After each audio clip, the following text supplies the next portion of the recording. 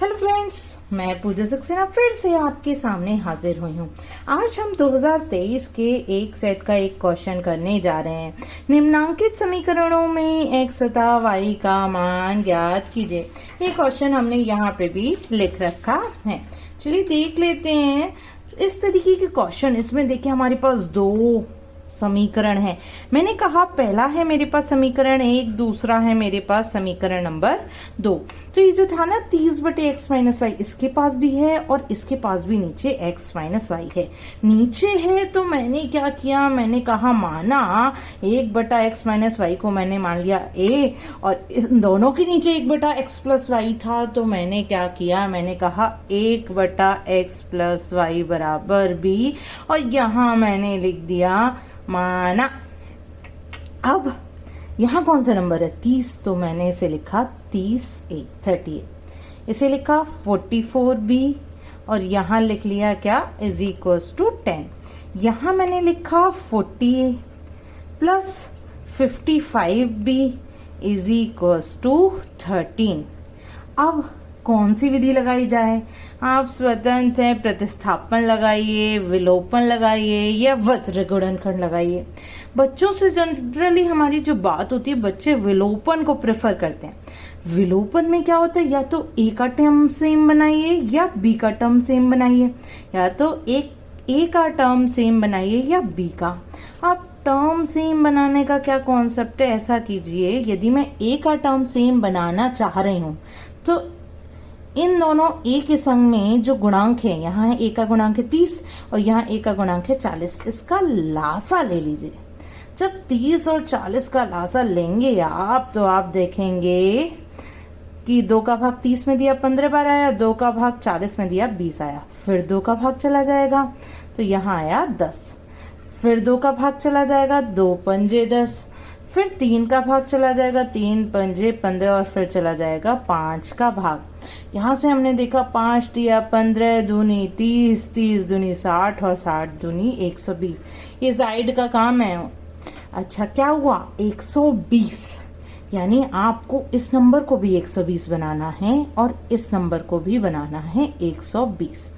120 बनाने के लिए क्या कीजिए, 30 का भाग दीजिए 120 में। 30 दूनी 60, 30 तिया 90, 30 चौक 120।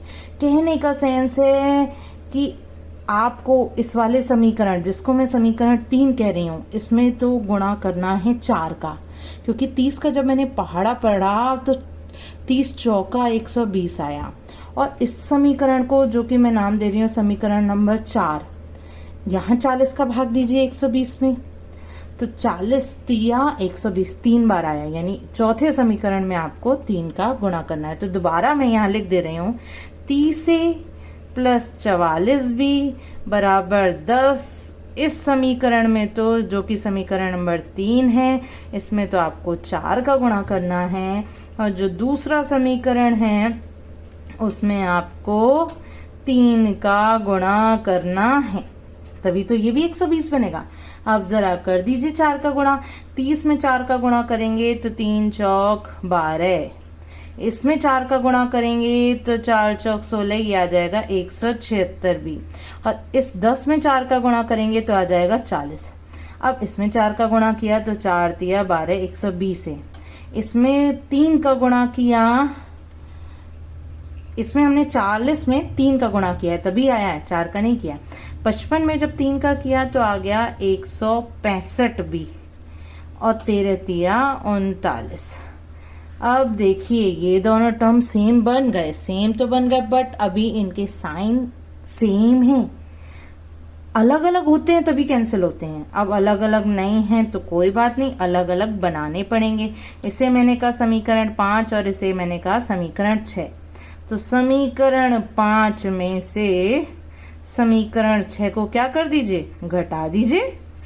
जैसे ही आप घटाने का ऑपरेशन लगाएंगे, नीचे वाले के सबके चिन्ह चेंज हो जाएंगे। ये दोनों आपस में कैंसिल। 165, 6 में से 5 गया 1, 7 में से 6 गया 1, 11 बी, 40 में से 39 घटाया तो बचा 1, तो बी की वैल्यू आ गई 1/11।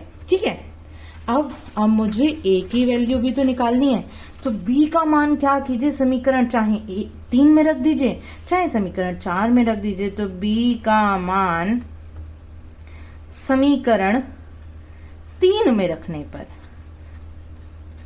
जैसे ही मैं b का मान समीकरण 3 में रखती हूं तो 30 से प्लस 44, भैया b का मान तो है 1/11 बराबर 10। ये था ना समीकरण 3, इसमें रख दिया।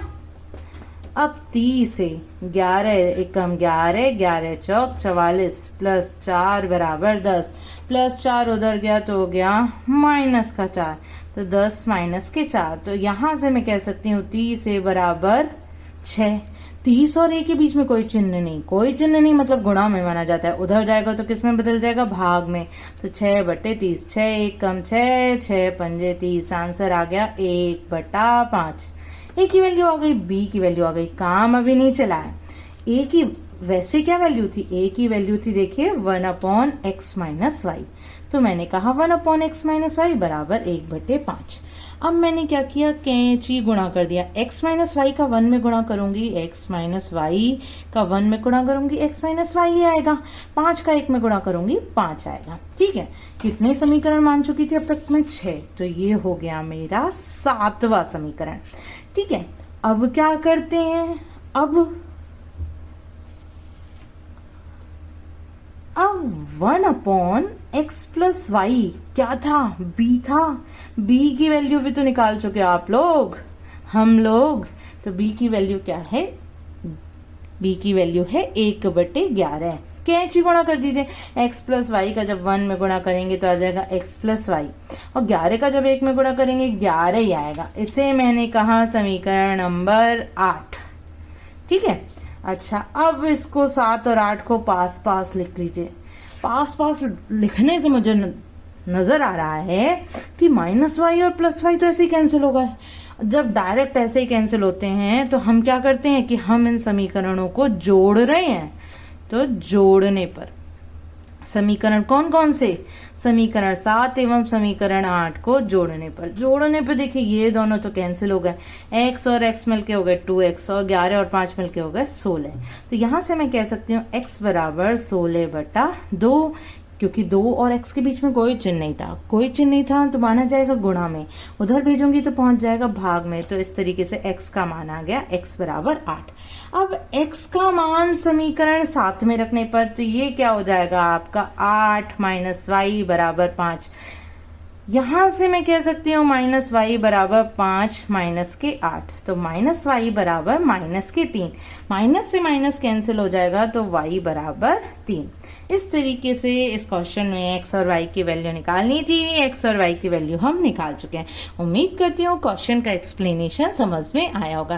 फ्रेंड्स, यदि क्वेश्चन का एक्सप्लेनेशन समझ में आया हो तो प्लीज मेरी वीडियो को लाइक कर दिया करिए, चैनल को सब्सक्राइब करके रखिए, बेल आइकन को प्रेस करके रखिए, ताकि जैसे ही मैं कोई वीडियो अपलोड करूं उसका नोटिफिकेशन आप लोगों तक पहुंच सके, ताकि ये जो पूरा अखिल अनसॉल्व्ड है ना, ये बोर्ड एग्जाम में जाने से पहले आप लोग पूरा फिनिश कर दें।